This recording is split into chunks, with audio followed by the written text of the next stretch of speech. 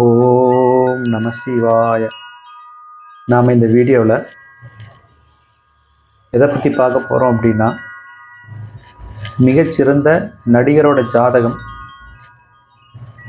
என்ன கிரக அமைப்புகளோட இருக்கும், அதற்கான விதிகள் என்ன அப்படிங்கிறத பற்றி பார்க்கலாம். அதற்காக நம்ம உதாரணத்துக்கு எடுத்திருக்கிறது யாரோட ஜாதகம் அப்படின்னா,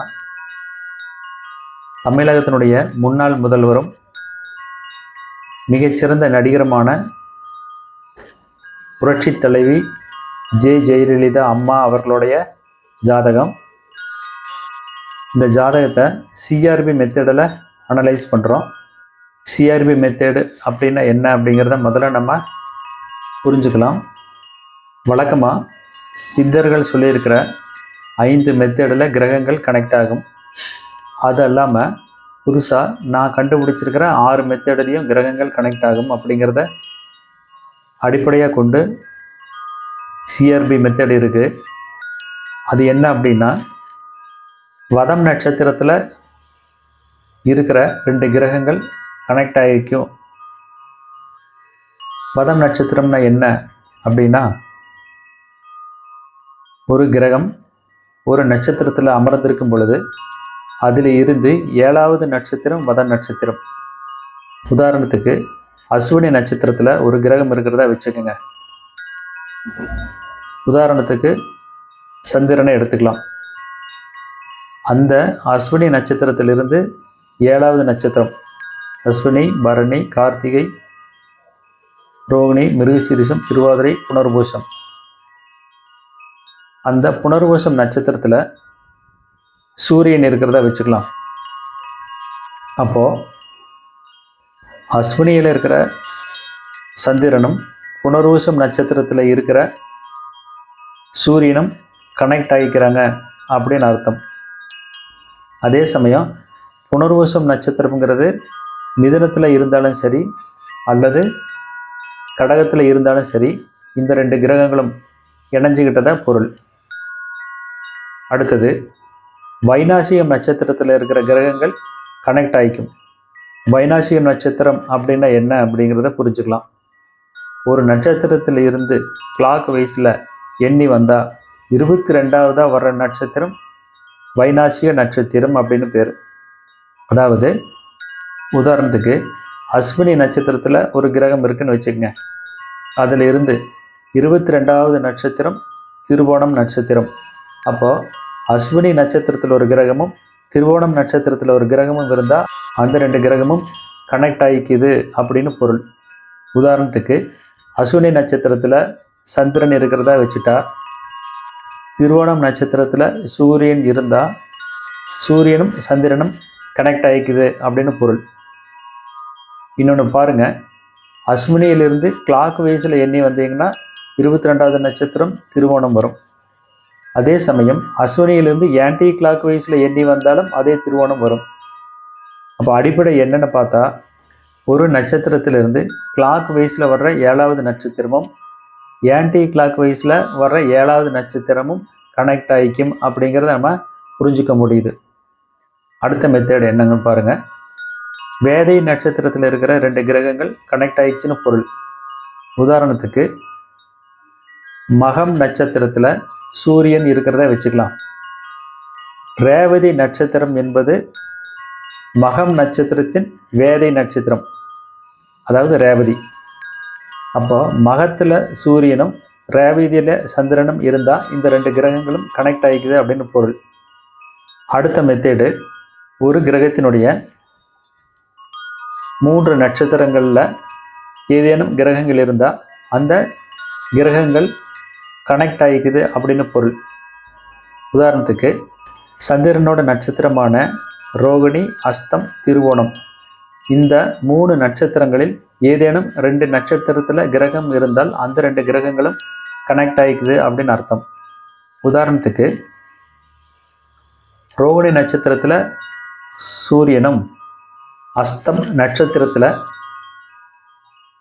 செவ்வாயும் இருக்கிறதா வச்சுட்டிங்கன்னா, சிஆர்பி மெத்தடில் கண்டுபிடிச்சிருக்கிற இந்த மெத்தடில் சந்திரனோட நட்சத்திரத்தில் அமர்ந்த கிரகங்கள் இணையுங்கிற முறைப்படி ரோகிணியில் இருக்கிற சூரியனும் அஸ்தத்தில் இருக்கிற செவ்வாயும் கனெக்ட் ஆகிக்கும். இந்த செவ்வாயை சூரியன் இருக்கிற ரோகிணிக்கு டிரான்ஸ்ஃபர் பண்ணலாம். ரோகிணியில் இருக்கிற சூரியனை கன்னியில் இருக்கிற ஹஸ்தம் நட்சத்திரத்துக்கு டிரான்ஸ்ஃபர் பண்ணிக்கலாம். அடுத்த மெத்தேடு, ஒரு கிரகம் அமர வீடு கொடுத்த அதிபதி மூலமாக தொடர்பு ஏற்படும். லாஸ்ட் மெத்தேடு, ஒரு கிரகம் அமர இடம் கொடுத்த நட்சத்திர அதிபதி மூலமாக தொடர்பு ஏற்படும். இந்த முறைகளில் 2 கிரகங்கள் இணையும் அப்படிங்கிறது சிஆர்பி மெத்தடோட அடிப்படை. இதை புரிஞ்சுக்கிட்டு இந்த வீடியோவை பார்க்கும் பொழுது எளிமையாக புரியும். வாங்க வீடியோக்குள்ளே போகலாம். ஸ்க்ரீனில் தெரிகிற இந்த ஜாதகத்தை பாருங்கள். இது மாண்புமிகு முன்னாள் முதல்வர் செல்வி ஜெ ஜெயலலிதா அம்மா அவர்களோடது. இவங்க தமிழ்நாட்டில் மிகச்சிறந்த நடிகையாக இருந்தாங்க அப்படிங்கிறதுல ஒரு துளியளவும் சந்தேகம் யாருக்கும் இருக்காது. அம்மா அவர்கள் பிறந்தது மிதுன லக்னம், லக்னத்தில் மாந்தி, கடகத்தில் சனி, சிம்மத்தில் சந்திரன் செவ்வாய், துலாமில் கேது, தனுசில் குரு, கும்பத்தில் சூரியன் புதன், மீனத்தில் சுக்கிரன், மேசத்தில் ராகு. இந்த விதத்தில் கிரகங்கள் இருக்குது. சைடில் ப்ளூ கலர் பாக்ஸில் ஒருத்தர் நடிகர் ஆகணும் அப்படின்னா அதற்காக சிஆர்பி மெத்தடில் சொல்லப்பட்ட விதிகள் இருக்குது.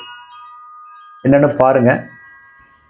முதல் விதி, 1 சூரியன் தொடர்பு. இங்கே மிதுன லக்னத்திற்கு அதிபதி புதன் 9ஆம் வீடான கும்பத்தில் இருக்குது. கும்பத்தில் இருக்கிறது யாரு கூட அப்படின்னா சூரியனோட. அப்போ லக்னாதிபதிக்கு சூரியன் தொடர்பு வந்திருக்குங்கிறத நம்ம புரிஞ்சுக்க முடியுது. 2வது விதி, லக்னம் சந்திரன் தொடர்பு. லக்னாதிபதி புதன் கும்பத்தில் இருக்கு. சிம்மத்தில் இருக்கிற சந்திரன் 7ஆம் பார்வையாக புதனை பார்க்கறதால 2வது விதி மேட்ச் ஆகுது. 3வது விதி, லக்னம் செவ்வாய் தொடர்பு. மிதுன லக்னத்திற்கு அதிபதியான புதன் கும்பத்தில் இருக்கு. சிம்ம ராசியில் செவ்வாய் இருக்கு. செவ்வாய் 7ஆம் பார்வையாக புதனை பார்க்கறதால லக்னாதிபதிக்கு செவ்வாய் தொடர்பு வந்திருக்குங்கிறத பார்க்க முடியுது. 4வது விதி, லக்னத்திற்கு சுக்கிரன் தொடர்பு. சுக்கிரன் எங்கே இருக்குன்னா மீன ராசியில் ரேவதி நட்சத்திரத்தில் இருக்குது.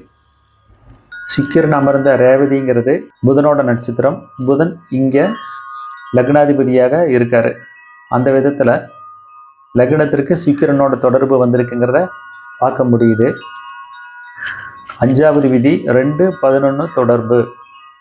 மிதுன லக்னத்திற்கு 2ஆம் வீட்டு அதிபதியான சந்திரன், லக்னத்திற்கு 11ஆம் வீட்டு அதிபதியான செவ்வாய் 2 பேருமே சிம்ம ராசியில் ஒன்றா இருக்கிறதால 2-11 தொடர்பு வந்திருக்குங்கிறத பார்க்க முடியுது. 6வது விதி, 7-11 தொடர்பு.